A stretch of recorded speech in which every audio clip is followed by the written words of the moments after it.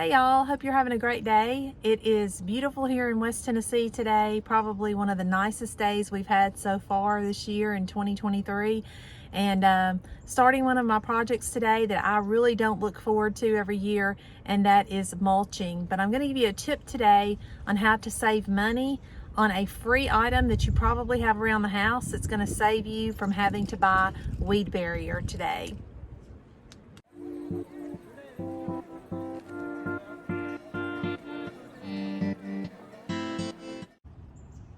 Before we get started, I wanted to tell you about this row of crepe myrtles that I'm going to be working on today. We actually just put these in the ground. I believe it was probably one of the warmer days in January, actually. We had gone to Lowe's in a town nearby and just happened outside and noticed that they still had some clearance items outside. So we went out to see what they were, and the majority of them were crepe myrtles, large crepe myrtles, some of them. Now we have a lot of black diamond crepe myrtles, but these were marked down to different prices. Like we'll start with this first one, this Twilight Magic, and they were, let's see if I can get the tag here. They were regularly $54. We got them for $5 a piece, and we got probably 8 or 10 of those. But the biggest deal of the day were these Sioux crepe myrtles. These are the large trees that we don't have this variety, but they're probably already 6 to 7 foot tall. And you can see they were originally $115 a piece, and they had them marked down to 20. I asked the lady over the garden center if I took all of them, would she mark them down even further, and she said yes, I want to get rid of them. So I got them for $10. That is less than 90% off, or more than 90% off, actually, more than 90% off.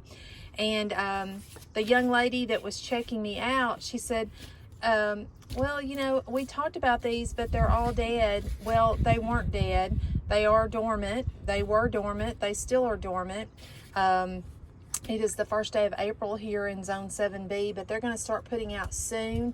And we would have never been able to purchase this many of these. We got probably 5 of the large ones, so that would have been over you know, close to $600 just in the large ones. And like I said, we probably got, I don't know, 10 or 15 of the smaller ones. We got a couple of different varieties, but the ones that I'm going to be working on today are the Midnight Magic. So they're similar to the Black Diamonds, but not exact, but they're close enough. And I'll show you some of our tricks on getting these mulched. So this is the area I'm going to be working on today. This is the Midnight Magic. They're probably a good 3 foot tall. And then I want to show you these Sioux. These are more of the pink, and I cannot even reach the tip of them, so they're probably at least 7 foot tall. And we went ahead and we did trim these back some. They had a lot of little scraggly branches on them when we purchased them, so we did go ahead and prune them back. It's really not going to hurt them. You see there are a few that are still on here. Like I said, these are dormant, so I have full expectation that these are all going to make it. When we cut them back in January, we had a ton of green inside the bark, so I know that they're still living. So it's just an idea when you are out at one of these big box stores. A lot of times, either they just want to get rid of them, or they don't know that the plants are still living and they don't want to carry them over for the season. So keep that in mind at the end of this year when you go over to the big box stores. Even in December and January, they want to get rid of this stuff. They don't want it sitting around with all the new stuff coming in. Okay, so the big secret reveal is really no big secret reveal at all. It is actually just taking cardboard boxes that you have around the house that you've gotten in from various shipments. Make sure that you don't have any plastic left on them. This is one that came in from the post office, so I've just torn it up, and And what I'm going to do is just kind of cut it or tear it. It doesn't really matter, whatever you choose. And you use it as a weed barrier for your plants. And I have found that the cardboard actually works better than the weed barrier because it does disintegrate over time. And by the time that it has disintegrated, then typically you don't have as many weeds growing in that particular spot. What I usually do is just kind of lay it out and determine, I want a spot mulched big enough that my mower can get around the plant without disturbing it. So I'm not really going to have to cut much off of this one. These boxes are sort of small, so I may have to use 2 or 3 on this plant, but at least it's going to give me a good foundation. And you want to make sure, I'll try and get the camera over here, you don't want the cardboard right up against the plant. You want to leave about 1 inch at least. That way when you're watering or it rains, obviously it can still get through the mulch, that's not a problem, and the cardboard, but you want to make sure that you're not keeping it from getting water on a regular basis.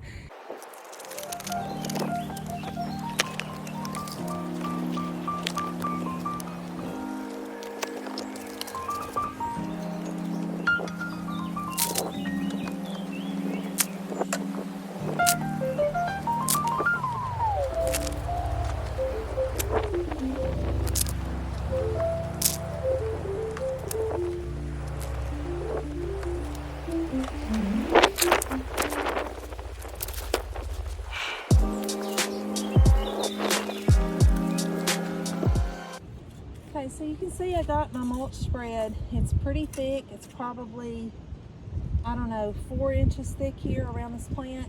It is quite a bit larger diameter than the plant is, but like I said, I want to make sure that I can get around it with my lawnmower and not cause any problems. And if you'll notice, the mulch is not as high around the base of the plant.